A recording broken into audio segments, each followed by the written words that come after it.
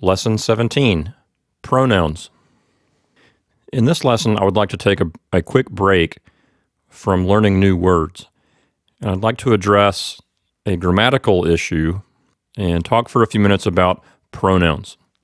You already know at this point one pronoun, at least, in Latin, and that's the word ego. Ego means I. And the reason I want to isolate this topic and talk about it for a few minutes is that pronouns function differently in Latin. That is, differently than they do in English. And here's the basic difference. In English, we generally always say the pronoun along with a verb. Okay? If I want to say I walk, I can't just say walk. If I just say walk, that doesn't communicate very much. I have to put in the pronoun, which is I. So to say I walk, I have to say I, and I cannot leave that word out if I want to express the idea that I myself am doing that action. Okay, so in English, you must include the pronoun. In Latin, it's different. You do not have to include the pronoun because the verb form itself includes the idea of the pronoun. If I say ambulo in Latin, it's included in that verb form. The ending of the verb, that letter O there, tells me that it's first person singular. So in Latin, if I say ambulo, that means I walk. And it means that all by itself without any help from a pronoun. Of course, if I change the ending to the letter S and say ambulas, now it says you walk. Okay, so the verb itself changes. It's almost as though the pronoun is included in the verb. It's packed into the ending, okay? The ending changes to tell you who is doing the action. So what that means is that in Latin, we have optional pronouns. So in Latin, if you want to say I walk, you can throw in the word ego if you choose and say ego ambulo. Or you can just say ambulo. Either way, it still means I walk. When you throw in the pronoun ego, it makes it a very strong emphasis on I, okay? It strengthens the statement that you're making, the emphasis that you're putting on I. So with pronouns being optional, as they are in Latin, you might be asking yourself the question, when do I use a pronoun and when do I not use a pronoun in Latin? And so to answer that question, I wanted to take a few minutes here in Lesson 17 to talk about pronouns just in a general sense to give you an idea of how they can be used, not only in Latin, but in any language. By the way, before I go on, Spanish is the same way as Latin. In Spanish, you can leave out the pronoun if you want, or you can include it for emphasis. Spanish, as a language, is a direct descendant of Latin.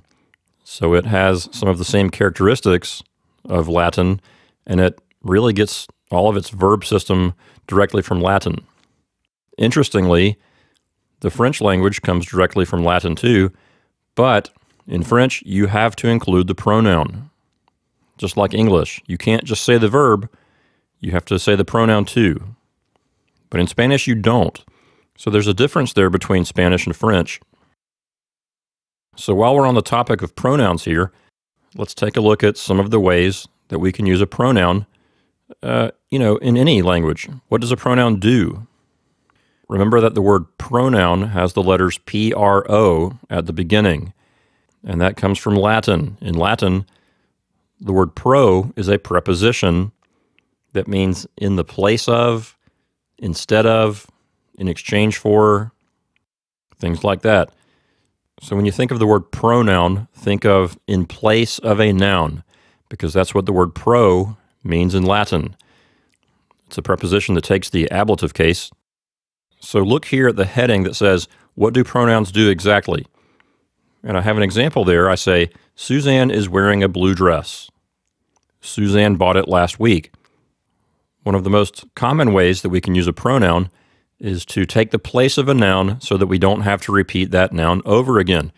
So we can take the pronoun she and use it to replace the word Suzanne. So we can say, Suzanne is wearing a blue dress. She bought it last week. Now we don't have to repeat her name again. And so, as its name suggests, pronoun in place of a noun, the word she has taken the place of the word Suzanne. So here, a pronoun helps us to avoid repeating someone's name. Let's take a look at this next example by either putting a pronoun in or by delaying a pronoun. In English, I can control how much information I give you. Okay, look at this first example. While walking to work, thinking about Latin, I stopped for coffee. Okay, in that particular sentence, I'm delaying the pronoun more toward the end of the sentence. At the beginning of the sentence, you just get something about walking to work and thinking about Latin, but you don't know who's doing the action because I haven't given you the pronoun yet. So it gives you sort of a nebulous feeling where you're having to wait for something else to happen in the sentence to give you more information so you can make sense of what's happening. Now take a look at the second example. I, comma, while walking to work, comma, thinking about Latin, comma, stopped for coffee. Now this sentence has a different sort of feeling to it because right off the bat, I give you the pronoun I. And so by giving you the pronoun right at the beginning, you can contextualize the action that's happening after that. You know that the walking to work and the thinking about Latin is being done by me, because of the pronoun I. Whereas in the first sentence, you didn't know that because the pronoun was delayed. Next, we have sentences about broccoli. I can say, broccoli tastes terrible. Or I can say, to me, broccoli tastes terrible. I can use a pronoun to clarify or limit the idea of what I'm communicating. Next, we have an example with a passive verb. Mistakes were made. That uses a passive verb construction.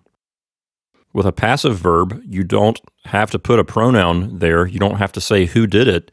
You can just say mistakes were made. There, the word mistakes is the subject of the sentence. If I want, I can say mistakes were made by me or by you or by him.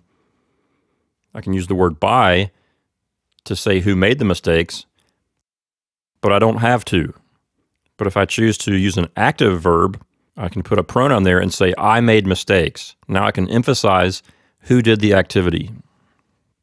One last way to use a pronoun, which I just thought of, I probably should have mentioned it in the book, but I'll just tell you about it here, is you can use it to draw a contrast. You can use a pronoun to draw a strong contrast between two people or two things. I could say, you like coffee. You always go to the coffee shop, you drink coffee, coffee, coffee, coffee. But I, on the other hand, I don't like coffee. You see, I can take that pronoun I and use it in a way that I'm emphasizing it in order to draw a stronger contrast between what you like and what I like. So, again, the purpose of this lesson was just to talk about pronouns in general for a moment and think about some of the things that pronouns can do, some of the ways that they can help us communicate, help us to either make our communication more clear or less clear, depending on what we want to accomplish. If we want to withhold information or delay information, we can do that using pronouns. And some of those same ways that you see pronouns used in English, you're also going to see that same kind of thing in Latin. In Latin, you can use pronouns to emphasize who is doing things. And so as you read Latin literature, you'll notice that one of the major ways that Roman authors emphasize a particular word is to put it at or near the front of the sentence.